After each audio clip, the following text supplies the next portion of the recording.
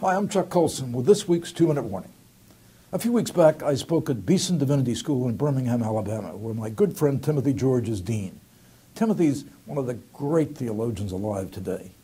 In my talk, I hit on something that Timothy thought was important for the church to hear, a message that, thanks to his prodding, I'll share with you today. Message is simply this: we, the church, were made for a time like this.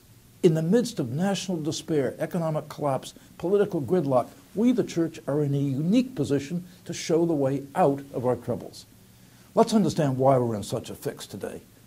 Politics is simply a reflection of culture, which today is marked by a narcissistic me-first attitude, where nobody's willing to have their pet program cut or their taxes raised.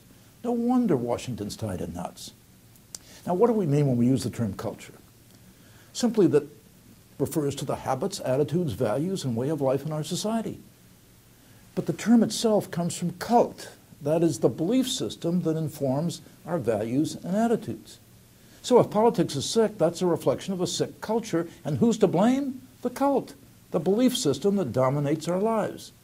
Folks, get ready to take a hard look in the mirror. We, the church, represent the Judeo-Christian belief system, the cult that built the most humane, advanced, and freest culture in human history. So when we look at the political gridlock and we see a self-centered, me-first, narcissistic culture, we can't blame the media or academia in a fallen world, or even the power-mad politicians in Washington. We've got to blame ourselves. For secularism has replaced the Judeo-Christian value system. We've allowed that to happen. In the final analysis, it becomes our fault because we haven't made the case for all that the gospel and Judeo-Christian revelation has to offer. So what's the challenge to the church? We've got to learn to live out and defend the gospel, get out of our comfortable sanctuaries. We've got to go into every walk of life, which is what the church has always, when it's at its best, it's what it's always done. Armed with that radical, earth-shaking belief that every man, woman, and child is made in the image of God, Christians have always been in the vanguard of every human rights and social crusade. It started in the Roman Empire, when Christians stayed in the cities to tend to the dying during the plagues, went to the eradication of slavery, and the establishment of schools and hospitals, and the scientific method, industrial revolution, work ethic, on and on. We sacrifice and give to others in such a way that the world recognizes how vital Christianity is to their well-being. Look, I understand. We're constantly being caricatured in the media. We're on the defensive. They're telling us that we're trying to impose our views on others. Well, we can't impose our views. We wouldn't want to if we could. We're simply proposing a better way to live. Come to the wedding feast. And after all, who wants to live in a society where every human being's dignity is not protected at every stage of life, or where liberty is not shared by all people, or where families aren't healthy, raising children to become good citizens?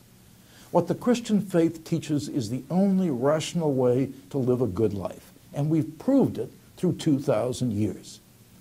Look, I know it's easy to get discouraged these days by all the gloom and doom that surround us, but what we have to do is do our duty and do it with confidence. I love what G.K. Chesterton once said. There are optimists and pessimists, but Christians are the only ones who balance it by being both. We're pessimists because we know that sin is real and that man has fallen. But we're optimists because we know that God is the author of history and he writes the final chapter. Folks, no time to let down on our job. We got to make a far better case of why the Christian worldview is superior. Do it with confidence and joy. We need to invite people to the wedding feast to enjoy it. I'm Chuck Colson. That's this week's 2-Minute Warning.